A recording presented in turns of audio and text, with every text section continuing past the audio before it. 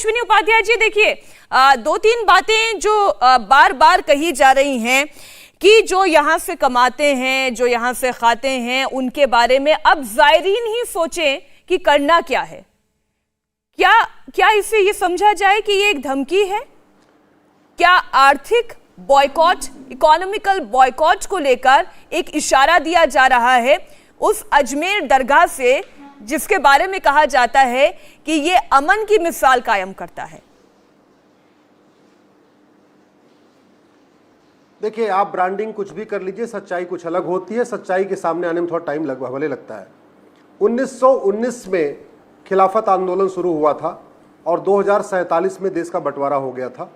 मैं बहुत जिम्मेदारी के साथ कह रहा हूं, ये खिलाफत पार्ट 2 हो रहा है जो 2019 में शुरू हुआ है, और अंदर अंदर टारगेट ये है कि 2047 तक एक नया विभाजन फिर से कर दिया जाए। आप जरा ये सोचिए कि दोस्त दोस्त को मरवा रहा है, पड़ोसी पड़ोसी को मरवा रहा है, कोई भगवा भेष में जाके भक्त बन के गुरु को मार रहा है, चाकू मारा जा रहा है।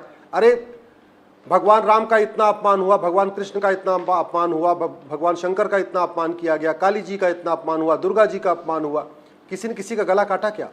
और उस बात पे गला काटा जा रहा है जिस बात को मौलवी मौलाना सैकड़ों बार कह चुके हैं। नूपुर ने जो बात एक बार कही और कहने के अगले दिन माफी मांग लिया, उसको सैकड़ों देवबंद के मौलाना, बरेली के मौलाना, जयपुर के मौलाना, बंगाल के मौलाना और जाकिर नाइक सहित सैकड़ों मौलाना सैकड़ों बार कह चुके हैं। मैं कहिए तो मैं यूट्यूब पे आपको लिंक भेज देता हूं, इंडिया टीवी दिखा सकता है। और जो बात किताब में लिखी हुई है, तो जो बात किताब में लिखी है, जो बात मदरसों में बताई जाती है, जो बात मौलवी मौलाना कहते हैं, वो बात अगर नूपुर शर्मा कहती है तो गुस्ताखे रसूल हो गया। तो अगर वास्तव में आपका गुस्ताखे रसूल हुआ है तो आप इन मौलानाओं के खिलाफ सड़क पे क्यों नहीं उतरते? इन मौलानाओं के खिलाफ आप क्यों नहीं धरना प्रदर्शन करते? उन मौलाना के खिलाफ FIR क्यों नहीं करवाते? ऐसा थोड़ी हो सकता है कि वही बात नूपुर कहेगी तब तो नबी का अपमान होगा, वही बात जाकिर नाइक कहेगा तो अपमान नहीं होगा। ये तो दोहरा मापदंड हो गया ना। इसका मतलब मुंह में राम बगल में छुरी। आपको यहाँ पे नबी का अपमान नहीं, आपको एक मौका चाहिए था। आपको एक मौका चाहिए था, कोई एक मौका मिल जाए और मैं अपना काम शुरू कर दूं। आपने काम शुरू कर दिया।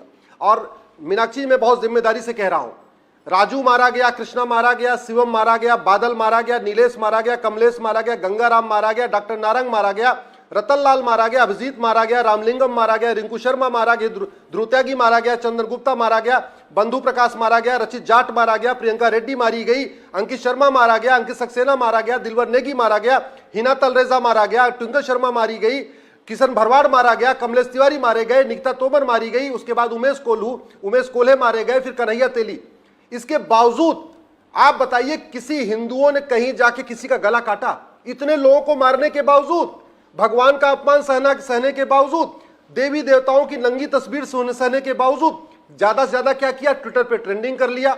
बहुत क्या कर लिया? सड़क पे थोड़े आ गए, शक्ति प्रदर्शन कर दिया। और ज्यादा क्या किया? हनुमान चालीसा पढ़ लिया। इतना ही तो किया ना किसी के घर में। लेकिन अश्विनी जी, इतना करने के बाद भी सवाल ये उठा, किसी ने ये तो नहीं कहा कि अपना, ठीक है, लेकिन इतना करने के बाद भी मोहम्मद फरहान, सवाल ये उठा, आज की तारीख में सरवर चिश्ती ये आरोप लगाते हैं। अश्विनी जी, आपकी बात आ गई है, मैं बाकी मेहमानों के पास जाना चाहती हूँ। ठीक है, देश में आग लगाना है, नूपुर शर्मा बहाना है, देश में आग लगाना है। अदरवाइज नूपुर शर्मा से माफी मंगवाने वाले आज तक न जाकिर नाइक से माफी मंगवाए, न देवबंद के मौलाना से मंगवाए, और उनकी खुली तकरीरें हैं, खुलेआम सैकड़ों बार वो लोग वही बात कहते हैं जो नूपुर ने एक बार कही और माफी मांग लिया। आज तक उन मौलाना ने कभी नहीं माफी मांगी। ये खासतौर पे ये जो आपके, ठीक है, आपकी बात आ गई है सर।